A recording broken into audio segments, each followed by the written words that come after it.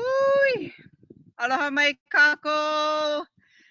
Greetings to each and every one of you. Thank you for your patience. First off, I believe we are Wakani Kahola. We are actually past our start time.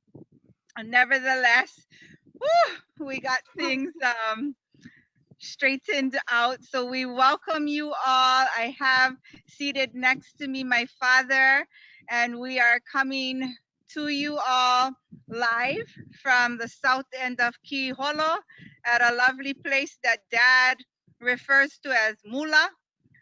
These ponds that hopefully you might be able to see behind us are Waya LP, the name of this two pools that we are situated amongst. But we welcome you all. The focus and the manao nui of today is the ranching era, particular to this home ahupuaʻa of ours, Puʻuwaʻawaʻa no hoʻi, keia ahupuaʻa. We are in the coastal section of this ahupuaʻa, seated at lovely Kiholo. And this Aloha Friday Live, we are so grateful because we actually have one of our lovely partners, sweetheart Liana, is joining us from Mauka Puʻuwaʻawaʻa. So yet another collaboration for us, Hui Aloha Kiholo, to have Liana join us from the Mauka lands as we kind of peer somewhat through the Kiave here at Kiholo and imagine Liana as she is there at Hauʻaina, another lovely wahi of Puʻuwaʻawaʻa. So Liana, we thank you and we welcome you into this Aloha Friday Live, as well as everyone who's tuning in to us. We're just so grateful and thankful that you have decided to spend some time with us. We honor and respect everyone's time. So shall our hour be up and you need to leave and log out, by all means, right? Have to. But we just wanted to say that since we have Dad with us today, we're going to allot some time for him to talk story and reminisce, you know, those halia aloha sometimes when they haupu mai, when they come forward and stir in you. We don't necessarily want to cut him off, but we do have a time frame too. But we're going to give him some time to talk firsthand about being a Puʻuwaʻawaʻa ranch cowboy. As he was born and raised on that ranch, eventually becomes a paniolo there at Puʻuwaʻawaʻa, home here. Raised there upon those lands of Puʻuanahulu, Puʻuwaʻawaʻa. Hence how he raises us, his children, my sister, my brother, and I. I hope actually that my siblings, I think at least my sister, so if Didi, if you're chiming in, much aloha to you. Perhaps it would have been great for you to be seated with us as well, but we'll do it perhaps another time. So I'm going to pass it on to Liana as we welcome her, welcome you all again to this Aloha Friday Live here for us. So aloha no e Liana. Aloha kakahiaka kako. Thank you so much, Auntie Ku'ule, for inviting me to participate in today's presentation.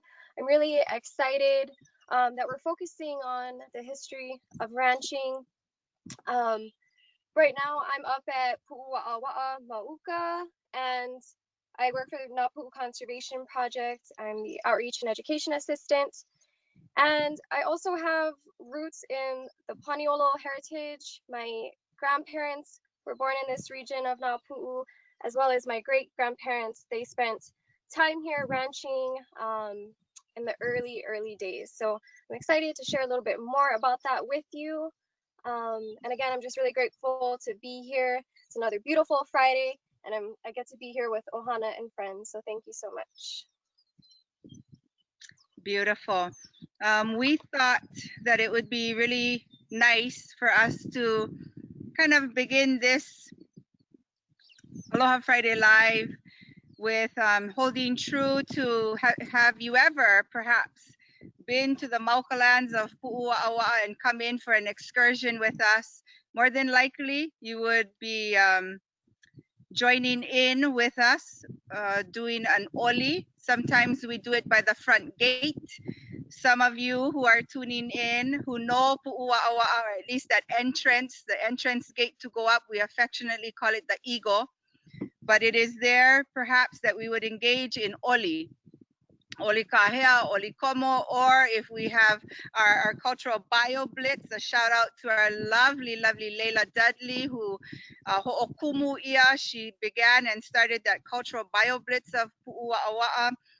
You would be engaged. We would start the day, much like perhaps we would start our time in any vahi. I think it's become kind of commonplace now that we lift our voices and leo in oli. So we're actually gonna do that. You might hear this oli if you ever do go or have gone to Puʻuwaʻawaʻa Mauka up on a huaka'i. Liana will certainly grace us with this oli that Mahalo. that we receive you all with. Mahalo.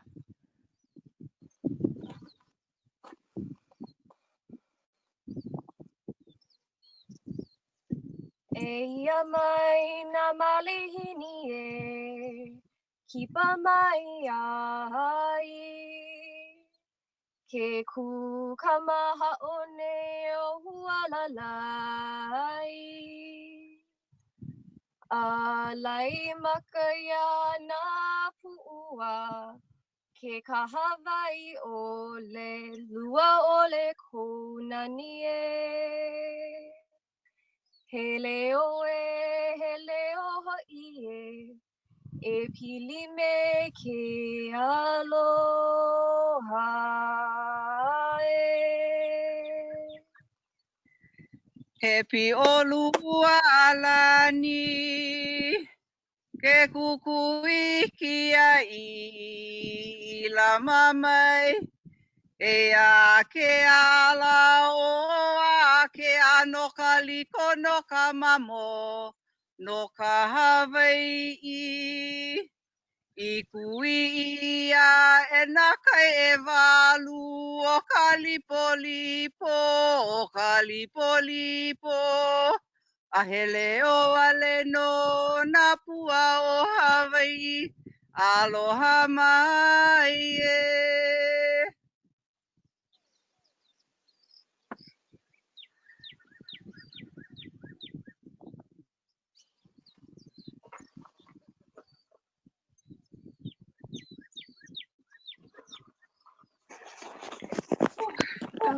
Yeah, yeah. Mahalo e All Liana. right. This wahi kukua that holds us. Right now we have a nice breeze that's kind of blowing upon Dad and I, and we want to just acknowledge this eka makani that's kind of coming in off the ocean, albeit kind of a light eka, but we acknowledge place first and foremost. Two is our acknowledgement of where we are. This aloha aina, this kind of beloved aina aloha, right? That definitely brings us grounding and reciprocation of relationship of people to place to people. So we're gonna begin as we usually always do, our live with va kilo, and we're gonna pass it to Liana. She's gonna take us for a kilo of Mauka there at Hauʻaina, and then we're gonna bring it back Makai, where our lovely Hoʻaina cousin Lehua is on standby. For our Kilo Live Makai here at Kiholo. So, Liana, it's all yours. All right. So I'm here at Hauʻaina, our main restoration site at Puʻuwaʻawaʻa Forest Reserve, and you can see this lovely, lovely view of the Puʻu. This morning when I first got here, it was pretty cloudy, and the sun was still rising, so there wasn't much sunlight yet. We still have a good amount of clouds here. It's been very windy since yesterday, so I imagine that's where all these clouds are coming from, but the sun is starting to rise up and starting to get sunny once again, and I'm feeling the heat. So just some of the things that are blooming right now, we have this huge patch this ground cover, which is called Iliee, and it's in the plumbago family. Seed pods. They are so cute. They're just the cutest little flowers ever, and they're super sticky. And just some other things that we have right now flowering. If you can see the yellow right in the center, we have ko'oko'olau, and then right next to that there's some alima. I'm gonna take a little walk.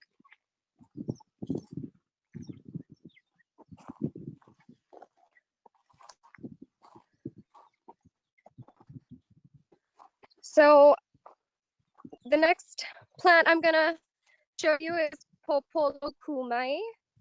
So it's a very peculiar plant. It has orange on the leaves. See.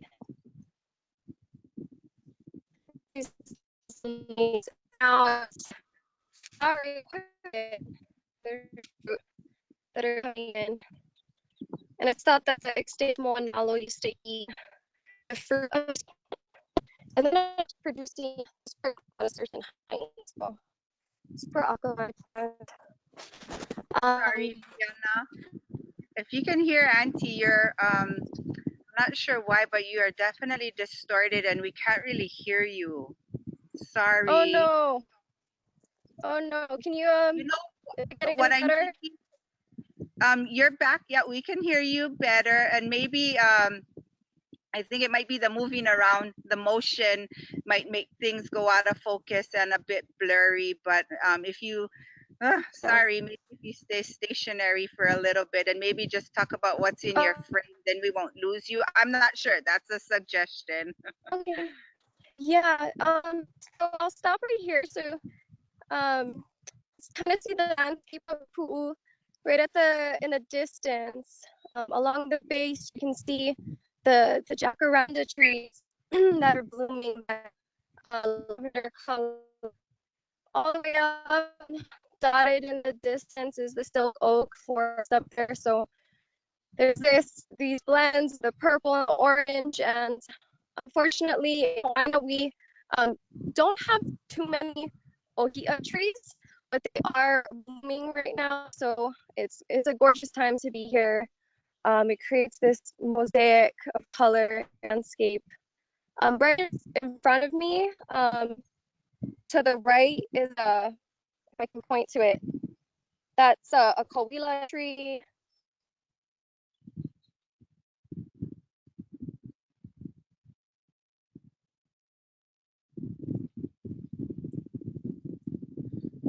Nice, Liana. Thank you. I think we're gonna take it back here, Makai.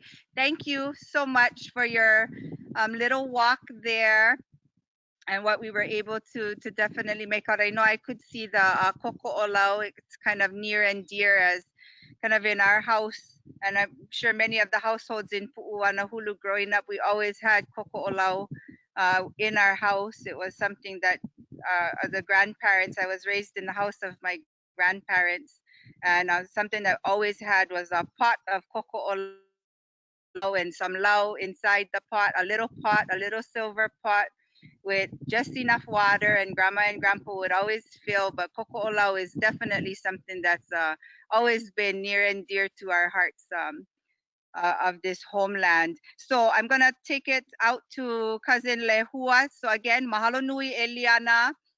Cousin Lehua, who's kind of in the back of us in the distance, she can um, do her kilo here at Kiholo. Aloha no.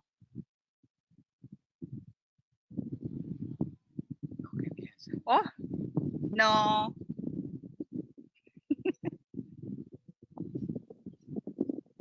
Hi. There you are. Aloha, everybody. Makai. Makai. Okay. Hi. So we're at the shoreline. We're at the makai. We're makai side of Puʻuwaʻawaʻa as we just left the Mauka. an incident, but I'm at the pools of Waya LP, and I'm gonna switch my screen right now, and I want to show you folks where I am at.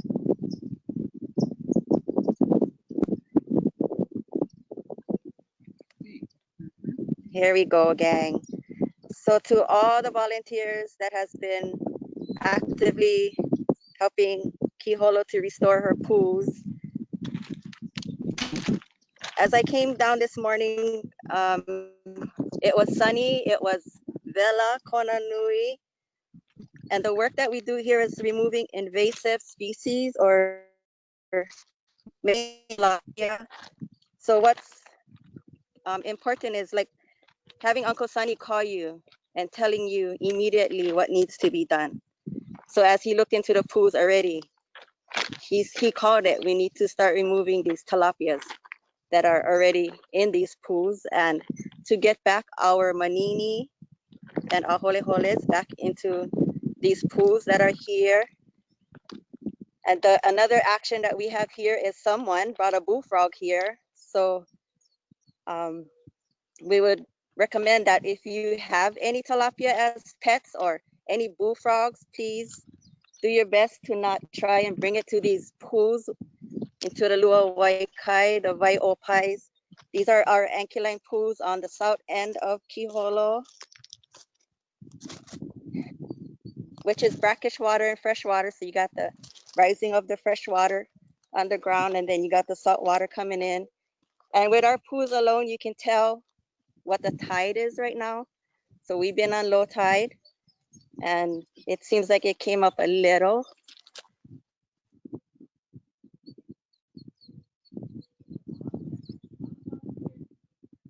So all the volunteers, everybody,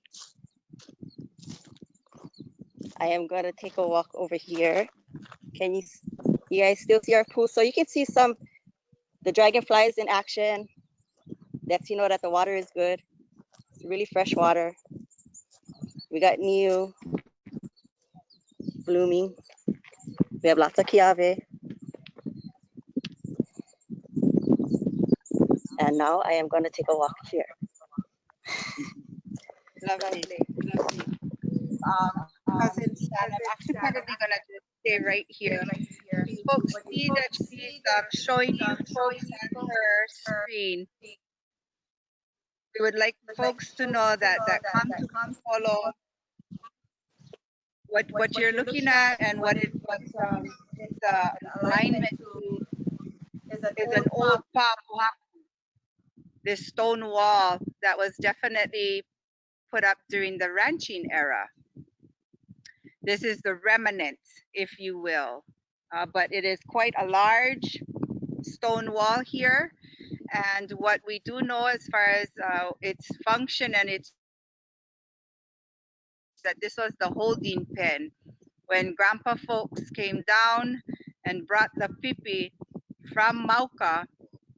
They were on their way to Kiholo to ho au pipi, to literally swim the cattle out right here at Kiholo. This was a shipping port south of where cousin Lehua, dad, and I and my two daughters are is another little bay called Keava Mano, and it is there at Keava Mano that grandpa folks would ho au pipi. We have a photo a little later in our presentation showing grandpa and the rest of the Puʻuwaʻawaʻa is in action, ho au pipi, but here is again a remnant stone wall of the ranching era that remains here at Kiholo, right alongside Waya LP. So you're holding pen and you're watering hole. Basically, this is what is going to hold the pipi.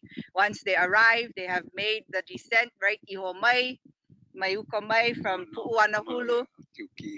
There's a route that was taken from Puʻuwaʻawaʻa, and it's really beautiful.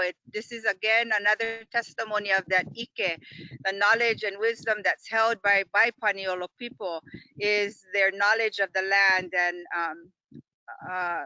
the names of these places, of these hills, the Kulapa, the ravines, the Kipuka, the maps they hold in their minds.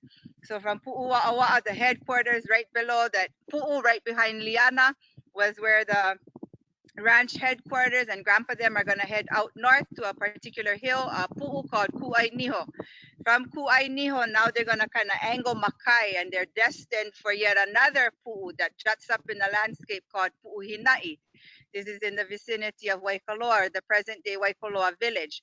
A pu'u right above the village, Hinai, is their next destination from Ku'ainiho.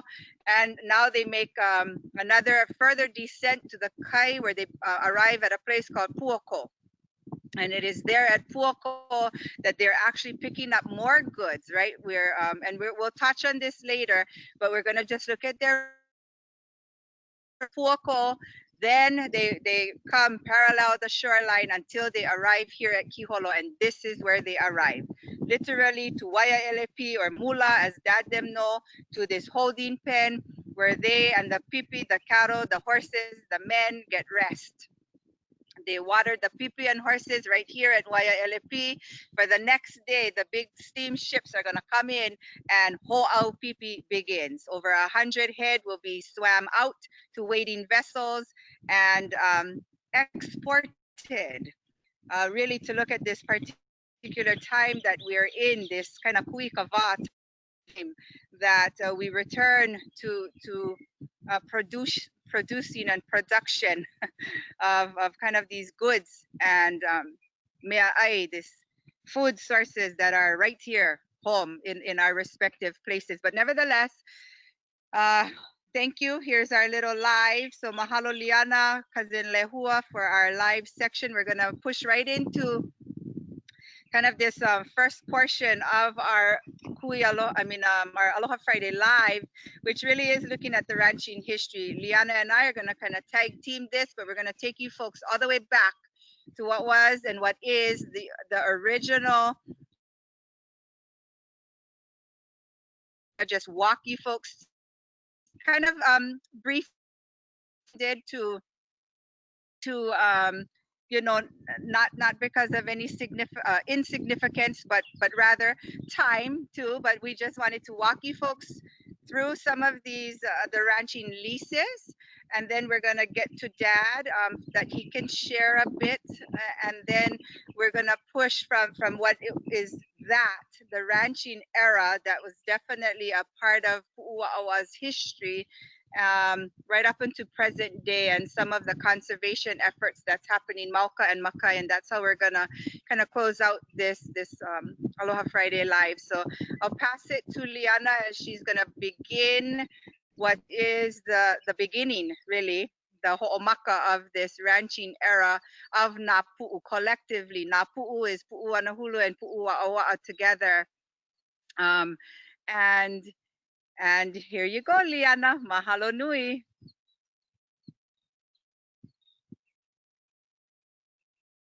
Oh, sweetheart, I think you might be muted. Can you hear me? Yep, you're good. Good. Okay. So we're gonna jump right in and start at the very beginning of the ranching era of Napu'u.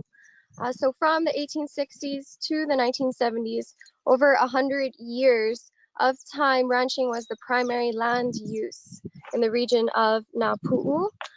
This photo featured is my great grandfather on my mother's side on the left, and his name is Louis Kainoa Sr. And I have so much gratitude for Uncle Sonny, who has shared information with me about my grandpa, my great grandpa being from this area, which I had never known before. So mahalo again. So on to the next slide. The very first formal lease in 1863 was issued to 3 Hawaiian lessees. And can you guys see that slide?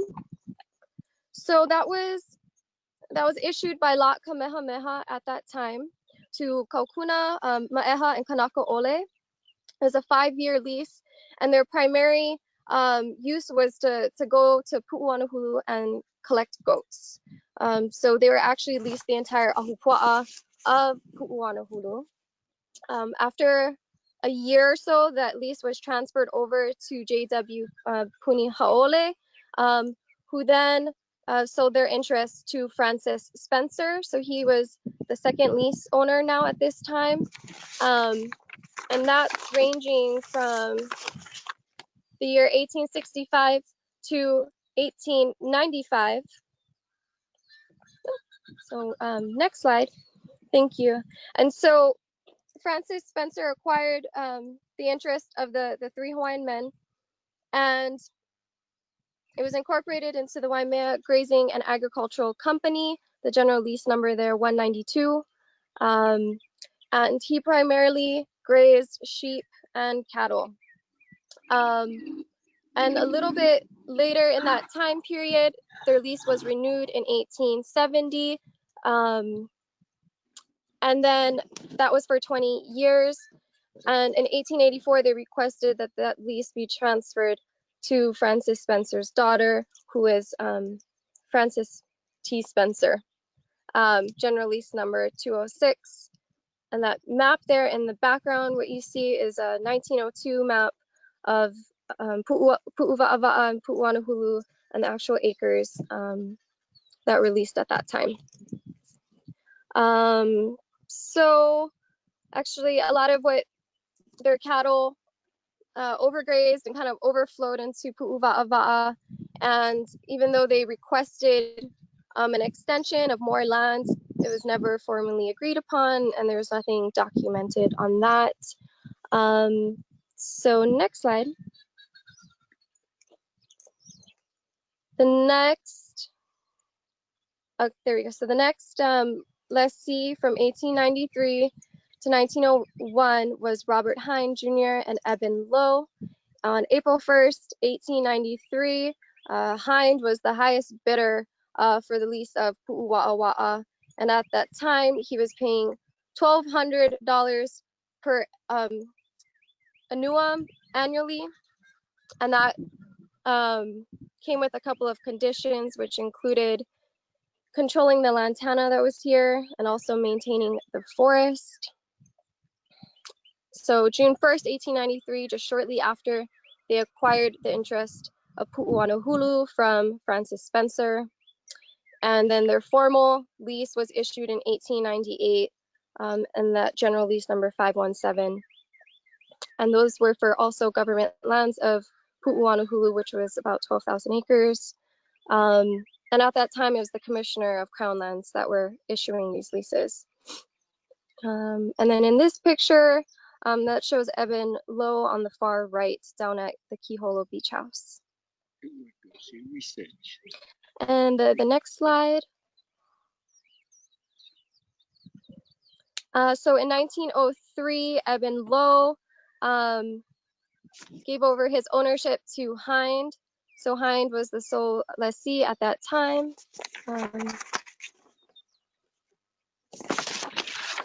We can go to the next slide. So from 1902 to 1958, Robert Hind continued Puʻuwaʻawaʻa Ranch, and during that time, it was now the territory and state of Hawaii. He consolidated his leases, and those were between three different ones: general lease number 971, 1038, and 1039. Early in the days for them, they were ranching sheep, and they had a sheep operation. However, Spanish needle was introduced in about 1922, and it made it really difficult for them to clean the wool of the sheep, so they abandoned that operation and focused on cattle.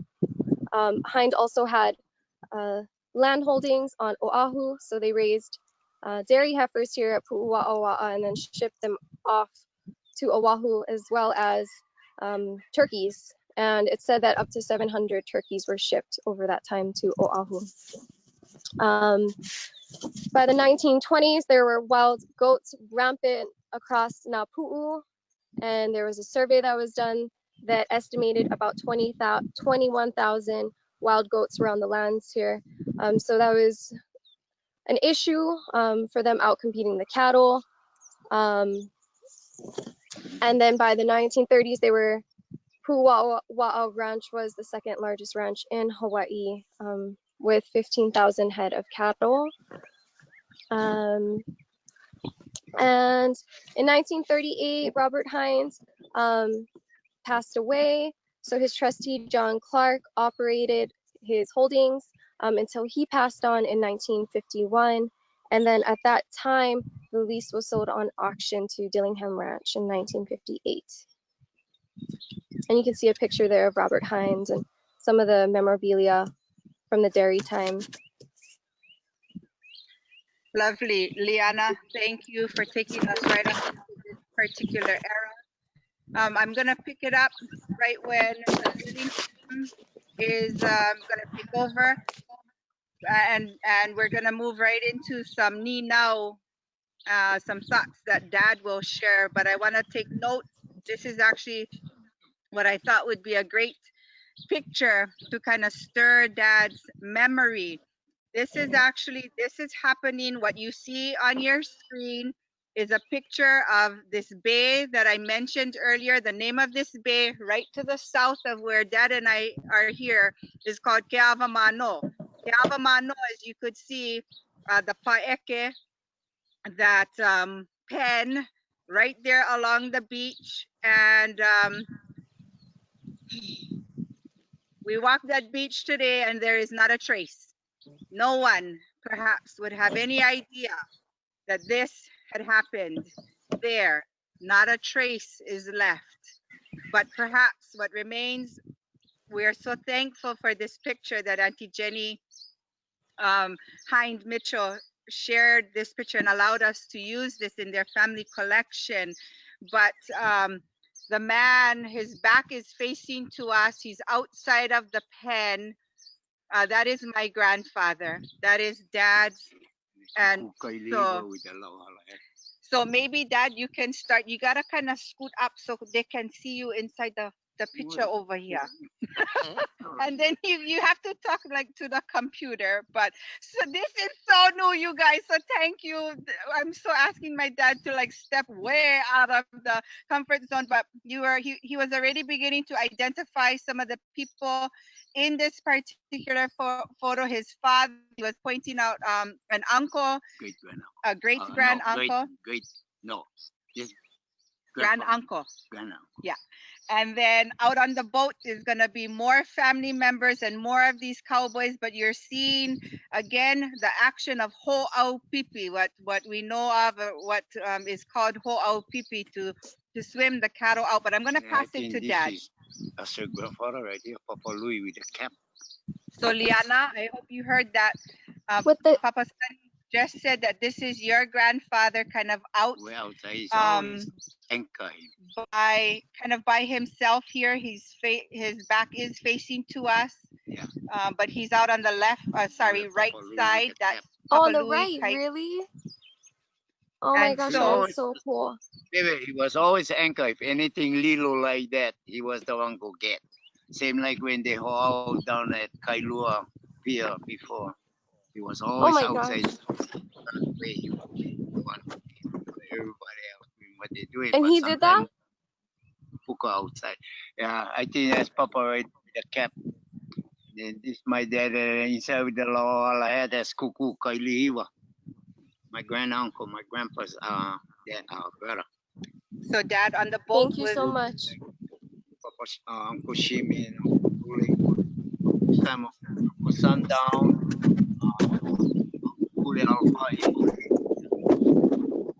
Last time I went on Humula Day church when the last time Humula came in. I went on top of Kai was the team captain, and he was out there. Francis Howell, Uncle Kelly. They shipped cattle out of Kiholo and pig from Kiholo, but we caught the boat with the pig. We wanted to go on Humula. And then Grandpa Pahe was outside there, so Francis and I had homemade ice cream with him. I remember that early 50s. I think that's the last year Papa, them, and my dad shipped down there. So we have a picture, Dad. Hang on. Nahaku. I so want to say mahalo nui to Nahaku. She's so all behind the scenes, which, oh my gosh, we could not do this without her. But Nahaku, if you can advance to the next slide, I want to just make note because we do have a picture what Dad is saying, here is the boat, the smaller boat that all of the pipi would be tied to along the sides.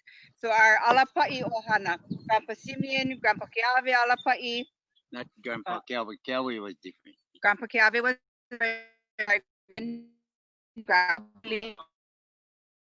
The windshield that hoist the people up on Humula. So is that the humuula, Dad? That's I don't the know big which one, steamship. but I know Waialeale, Humula, and Hawaii used to come in here, but only for cattle, I know my time growing up, remember, was Humula. So he gave us the three names. There were three names of three steamships: Waialeale, Humuula, and Hawaii. And he remembers being on board the Humuula because there was a ohana, a papa that he and his cousins were treated to homemade ice cream when they would get on board those steamships, as his father and the rest of the Paniolo were ho'au pipi. Yeah, So because Grandpa Kelly used to take the pig straight to the boat, so that's how we got on. From Kiholo, we come out. But Dad, them was over here. Only one time I seen Dad over here, but was early. Was, I was about like 8, 9 years, like Kate I was. How old Kate? How old is Kate? Like that, I remember cowboy. is Liana, can you hear me? Oh, sorry. I thought that message was for me. What I wanted to touch on is this next lease. We took it. Liana took us right onto the Hind time, and then from the Hinds, as she mentioned, Dillingham Ranch is taking over the ranch lease. This is the time that Dad becomes on payroll, if you will, because he was working the ranch from when he was a little boy. This is actually where he remembers getting well, I should let him tell the story. He learns to, and he's able to swim with horses, right? Ho'olaka, to make horses tame. My grandfather, who was a noted horseman, would actually train his horses here at Kiholo with my father on the back of some of these horses as they would go into the ocean. But as a cowboy for Puʻuwaʻawaʻa Ranch, it was during this time when the Dillingham Ranch took ownership of the lease that Dad becomes a cowboy. So Dad, maybe just a few thoughts for you. You worked alongside your dad, uncles, and this is your time to learn of Hualalai, this mountain, but also maybe you could talk of how big your sections were and maybe some of the cowboys that worked with you, your own cousins that you worked alongside, but how you folks went all the way out to South Kona because Puʻuwaʻawaʻa Ranch reached all the way out to Sikiwi Hop to these ahupuaʻa that's almost pushing into Ka'u, coming into our South Kona Ka'u boundary. You would find the Puʻuwaʻawaʻa Ranch Cowboys there. All through Keaho, Kailua Kona, we can drive Keaho, Holualoa, and Dad is going to say, look in the bushes there. Our loading pen was right there. And sure enough, there's a loading pen. Or we're driving out to Keaho, and he's going to say, look inside the Ekoa. This is where our steers were. This was our finishing pen. This is where we pushed down 1,200 head of pipi. But oh, sorry, I'm talking too much. It's supposed to be his time to talk. So Dad, how the land that you folks rode as Puʻuwaʻawaʻa Ranch Cowboys, and maybe some of the Paniolo, your ohana you worked with. When I started Puʻuwaʻawaʻa was back in 1963, right out of Hawaii Tech. And I did a little bit welding coming home from Hilo, but they put me down quite high when they put up the Mauna Kea Hotel. This was 1963. And that's when Dillingham took over the lease from the Hind family. Then from there, I was just 19 years old. They put me, have to do some rough stuff first, like going in breaking pen, right? Couple young horses, then that way you can be one cowboy. But all together, I had dad and uncle then took care of me, so I was very lucky and fortunate and obligated to a lot of stuff. But before I go to Dillingham, can I go back? Can Dad go back to down here? Yeah. Can I come back to Kiholo? Like Ulei showed that old shipping pen. My time growing up, we used to come all these big posts. You see that holding those panel-like things or the board fan. Those posts were still up yet. there were still skeleton in the sand bay out there. And I remember we used to call out there, you know, the old shipping pen when we go holo kui or pihi and all that. And you look on the corner side of the cowboys and the boat alongside that shoreline. We were about like 10, 12 years old. We sukui opi. This area was just opi and crab. That's all we did. We never thrown net, nothing going back towards Kaimano.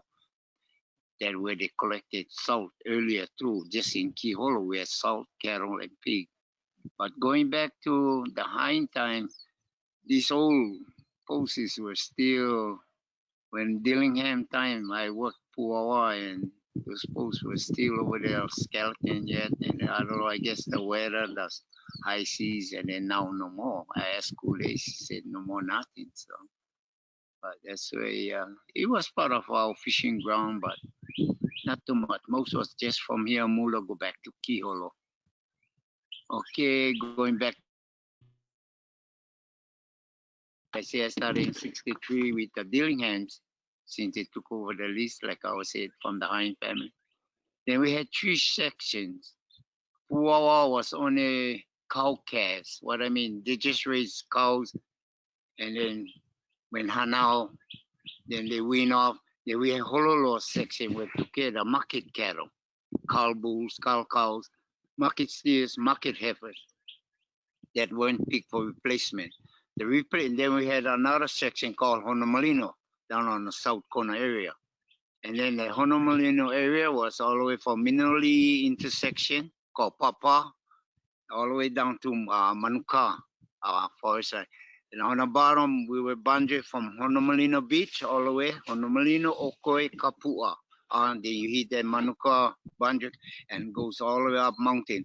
Mountain all the way up to outside, let me see, Kapua, Mauka, Ocean View area that everybody know, right on that lava strip.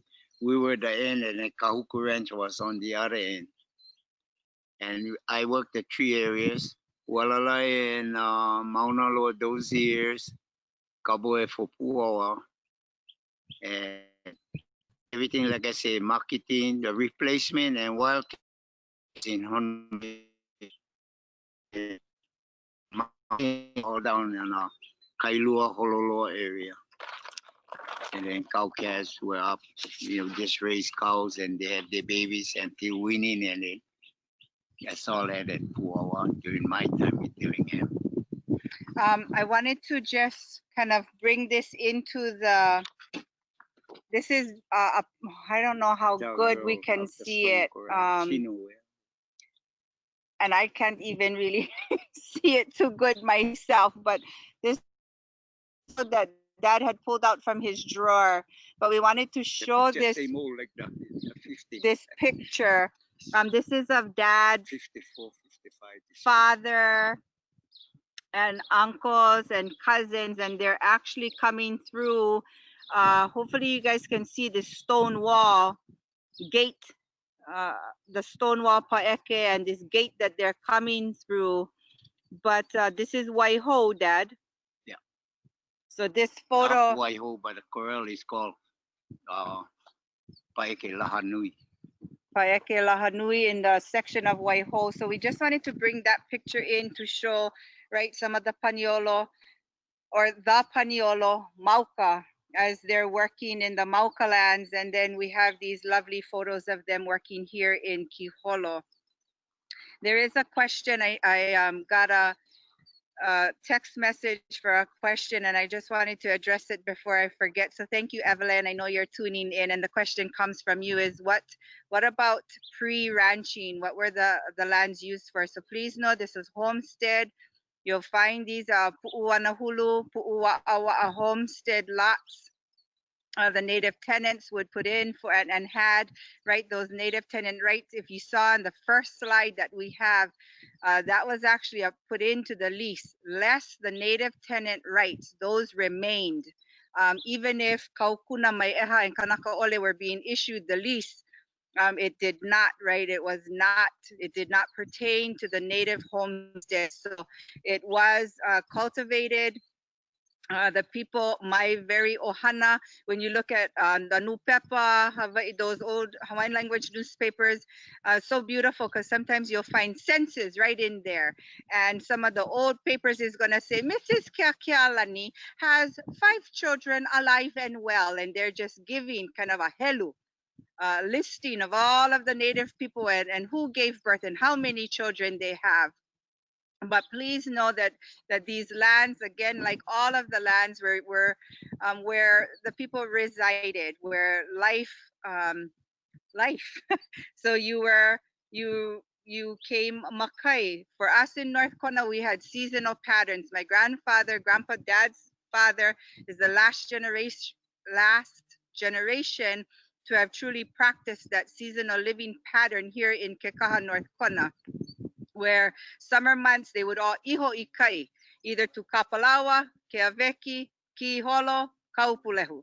They would come to these coastal, these beaches, all of these beaches within our ahupuaʻa of Kaupulehu, Puʻuwaʻawaʻa, and Puʻuwanahulu. Come ho'oilo, wintertime, puhe'e. It'll say, right, that they push inland to their homeland villages up Mauka. Summertime, Kauvela, iho, puhe'e, iho mai ikai. So this kind of movement of seasonal living upon your landscape within your ahupuaʻa is what was the tradition for, at least I can say, for these 3 first ahupuaʻa of North Kona. Once we puka outside of our home of Puʻuwanahulu, we enter into South Kohala, which I just want to make a note, after Puʻuwaʻawaʻa Ranch, my dad then moves kind of to what is the ultimate goal for most Paniolo, I believe, at least from what I know, is you make it to Paca Ranch. Paca Ranch was the ranch to be. It was the place to be. And so he raises us, my 2 siblings and I. Yes, of course, home Puʻuwanahulu, it almost seems like we never left, because then we go to Ka'u. When dad becomes a Paca Ranch cowboy, he takes us to Kapapala. And so maybe you can talk about that, Dad, for a little bit. We live in Ka'u for some time, and then it's Waimea. Waimea is what raises my sister, my brother, and I, along with these homelands here. But Dad then continues his life as a Paniolo there with Paca Ranch. So maybe a little bit on that. Can I share Yeah. that she can be involved too with the Puʻuwaʻawaʻa Hain family? Oh, with yeah. Papa Louis. Yeah. Baby, I'm going to share with you. You said Papa Louis is your grandpa. Okay, I know his sons that live up there and work Puʻuwaʻawaʻa with him. His oldest one was Louis. They call Uncle Louis Poko Kainoa. Then the next one was David. And then the next one was the kind William. And then the baby Adam. But Uncle William used to babysit me before. His wife was Louise before. They used to babysit me growing up. And then, although they all worked at Puʻuwaʻawaʻa, Papa Louis and his 4 sons. But grandma was more, like I say, she was Hawaiian. I don't know if it was from Puʻuwanahulu. Because as growing up in Puʻuwanahulu, had already the Kainoas, the Keakealanis, the Alapais. They were the Hawaiian people of Puʻuwanahulu as I was growing up. So I gotta share this with you because Puʻuwaʻawaʻa Ranch Cowboy, my time, your papa time, my dad time, my tutu man them. If I say my tutu man them would be like your papa. And then just goes back with some Lindsay family too, Kamaki Lindsay. But eventually if you research, but like I say, Papa Louis and his 4 sons work at Puʻuwaʻawaʻa. So you, if you like, go research. That's up to you, girl. But that's the truth. They were good cowboys. Uncle Poco was more caterpillar man for Hine family. I share that with Uncle Louis, Uncle David, and Uncle William and Uncle Adam. Uncle Adam he was Rough Rider like for Puʻuwaʻawaʻa, but they were the cowboys out of Papa Louis' son. But Papa Poco, he was more bulldozer man, machine man with the Hine family. And I go back, they work from late in Hine time. Yeah, Robbie's grandfather. Okay, girl. I like to share that. I Thank don't want to you. put you in the blanks doing all that, but they Papa participated down here in the whole days with my dad too. So Mhm. they were back Thank in. you so much, Uncle Sonny. I really appreciate it. I got That means a pictures lot. with him, Kailua Kona, Ho'au Pipi with my dad and my uncle Kelvin. I got pictures of it. Yeah, I would love Maybe to one see more come to the pictures. house, I show you. You can say, "Hey, yeah, we're talking right here." You know, Oh, the thank you one so that, much. yeah. So Makai. And I think that's a good thing to interject. Um, for Paniolo life, it is so much about ohana. Ohana. It is ohana practices. It is things that bring us together. Um, it's love. I know I don't say this a lot, but sometimes I do. I think this is just testimony of this kind of love. Everything was about family. Puʻuwaʻawaʻa, Pakaraj, you become a family. And you're not blood relation, perhaps, but you, Ohana. There were other cowboys who I would say for my sister, Didi, my brother, Sonny Boy, these men raised us too. They're like second, third fathers to us and their wives.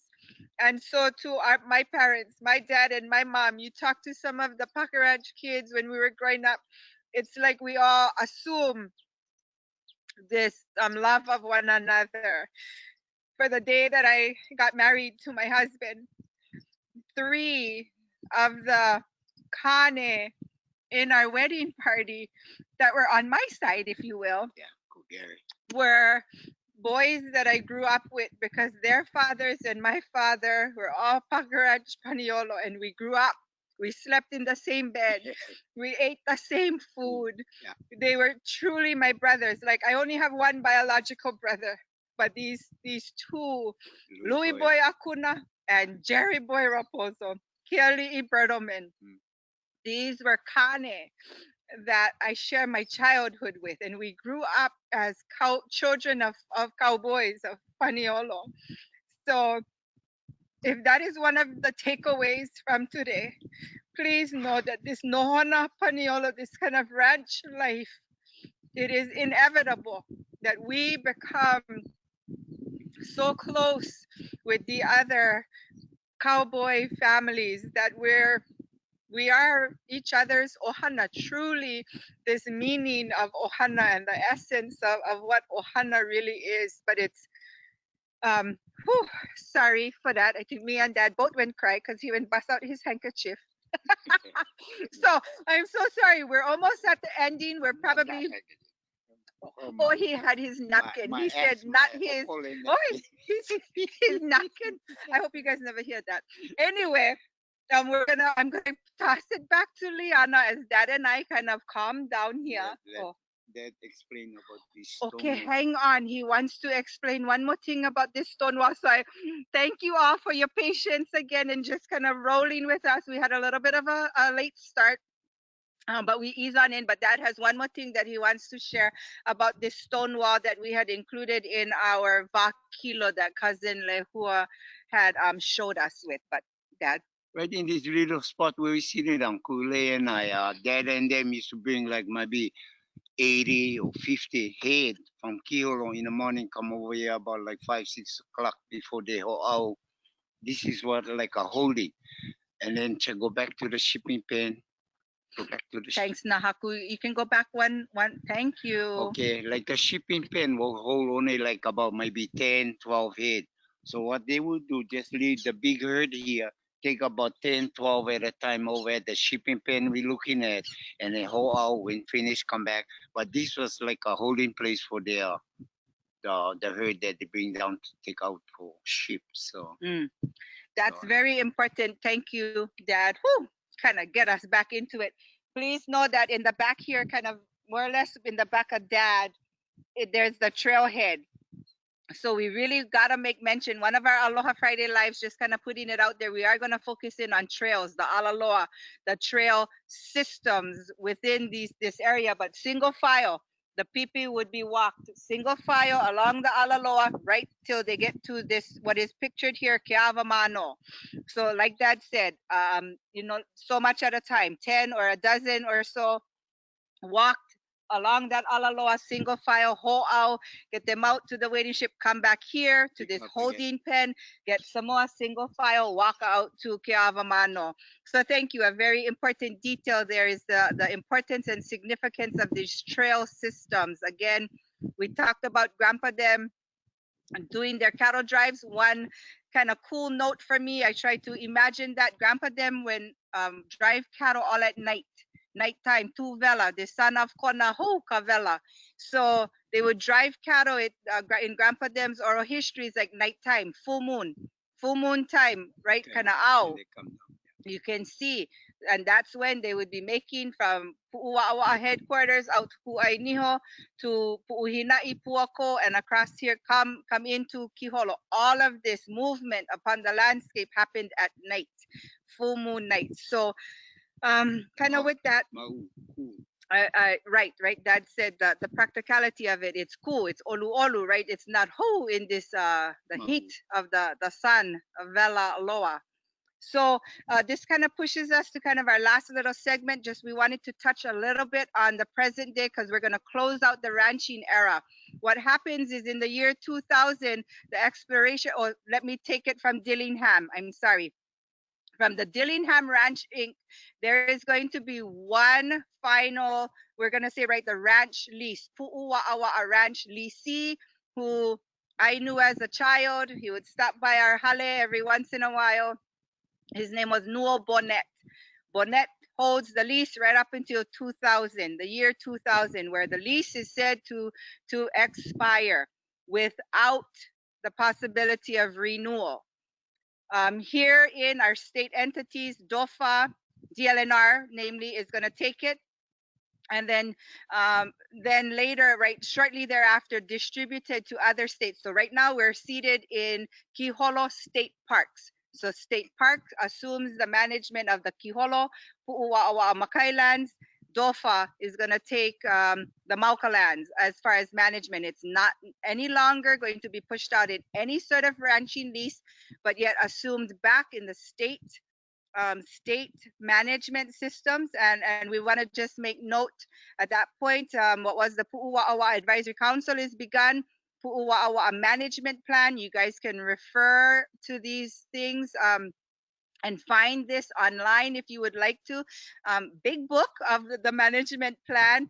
I am humbled to say that I served on the original Puʻuwaʻawaʻa ahupuaʻa council. I was seated with Uncle Robbie Hind, and others, many others, but that Uncle Robbie and I, representing our ohana, was on the original Puʻuwaʻawaʻa Advisory Council. It was really special to me. And again, we're kind of just ending there. The ranching era, as we knew it from the first initial leases, comes to an end in the year 2000. So I'm going to push it up to Liana. She can talk about what we wanted to just highlight or at least mention, worth mentioning, is some of the present day kind of conservation efforts that's happening within our ahupuaʻa.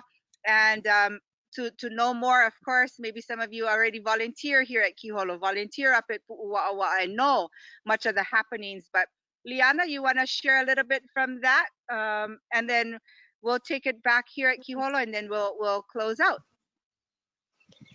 Yeah, so the management plan was created in 2003. It has 62 objectives in there, and we're still using that same management plan today. A lot of our work here at Napuʻu project focuses on fire fuel reduction and reducing the risk of wildfire here in Napuʻu, which is our #1 threat, especially going into summer and these hot months. Historically, there have been many fires, and realistically, a fire can have devastating impacts. So we have a field crew, and we have 2 coordinators, Elliot Parsons and Edith Atkins. And if you ever have any more questions about our project, you can always reach out to them, and I'm happy to share that information with you. And then I am on the outreach and education side. So what I do is host monthly volunteer days. We usually have 2 a month, a volunteer day and an ohana day, where we focus on dry land restoration, whether that's outplanting native species or doing weed control, a lot of hand pulling of weeds. And then we work with a lot of educational groups as well, and we host service projects. Thankfully, we have 2 great educational facilities which you may have been to before here at Hauʻaina. We have a meeting house and a lake house that was built during the Bonnet time, and they're going to be renovated this year, hopefully. Super excited about that. And groups are able to stay here for free in these facilities in exchange for supporting the management plan and helping us do some volunteer service work here.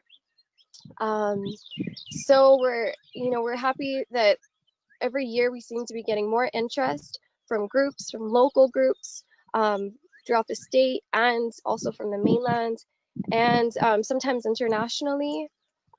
This is just a diverse and a rich place, culturally, ecologically, historically, and the ranching was a big part of this area in modern times. And now we do still use cattle grazing as a form of biofuel reduction, and they do play an important function in keeping a lot of those non-native dominant grasses like fountain grass down along the highways and in certain areas. And if you're interested, I can always add you to our email list if you're not on there already, and you can email me at napuʻuconservation@gmail.com. Mahalo nui, Liana. I think for myself, for Dad, Cousin Lehua, I do have my 2 girls here. They're in the back there, Nahi and Kaio. They're actually getting ready to malama aina. One of the things that Kaio said coming down is we should fish out some tilapia. So her auntie Sandy, Lehua, is preparing for her yet a little pole that perhaps she could fulfill her desire to malama waya LP in removing some tilapia. But if you go to the next slide, Nahaku, please. Again, a leo mahalo to Nahaku for all of that, this kind of work to get these things done. I think this is kind of my closing thoughts, is that there are remnants upon the land. What you're looking at here are both Mauka and makai shots of these old fence lines. And although the fence may be popopo, you see that the poles are, the la'au, those fence posts are still standing. And I think for me, it alludes to this, that it remained in the living memory of, one, the people who actually lived it firsthand, and then for those of us who are hana and raised by these people, that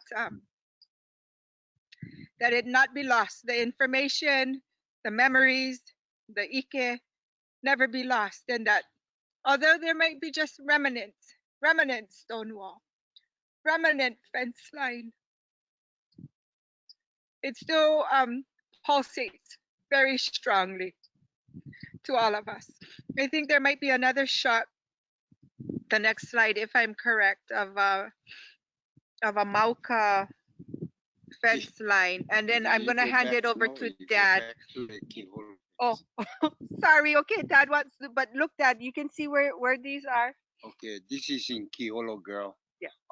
From Kiholo coming over here now. When they walked the cattle over like 5 o'clock, 5:30 in the morning, it was still dark.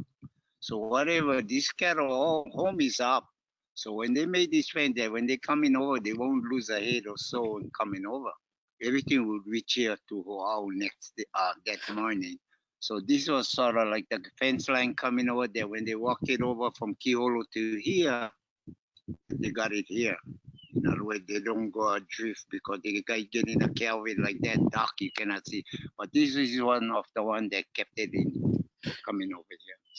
Yeah. There was this fence line, you can still see the skeleton going over to Kiholo. So the pukapa. Yeah, that's what Dad them going to call that. That's the pukapa kind of coming along this fence line. And then Mauka, we just wanted to kind of end for us with those pictures of this beautiful stone wall. In the Mauka lands, kind of just really looking at perhaps this ranching era, if anything, was a beautiful way that the entire ahupuaʻa allowed the people to move throughout the entire ahupuaʻa to the hind ohana that we have much aloha for. Again, we talked about ranching ohana and that pilina, that relation that you have with these people. To the hind ohana, we are we have mutual aloha and respect. We have been tied for many generations, and we still continue to be tied. For Auntie Jenny Hind and I created Hui Aloha Kiholo because of this, for she and I, an inherited love from the people that we descend from, for the land of Puʻuwaʻawaʻa. So to you, Liana, I am so grateful and thankful for each one of us at Hui Aloha Kiholo and everything that we do, the day in, the day out, to our hoʻāina, and then most especially my ohana and my father, who is indeed a treasure.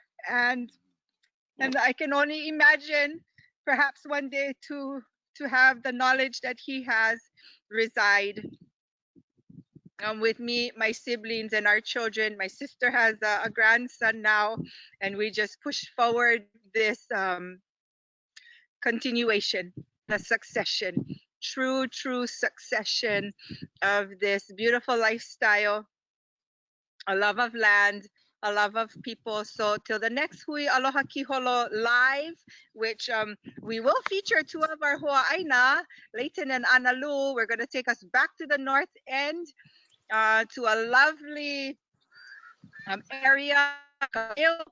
And so we for Dad, you'd like to say anything? Oh, thank you, baby.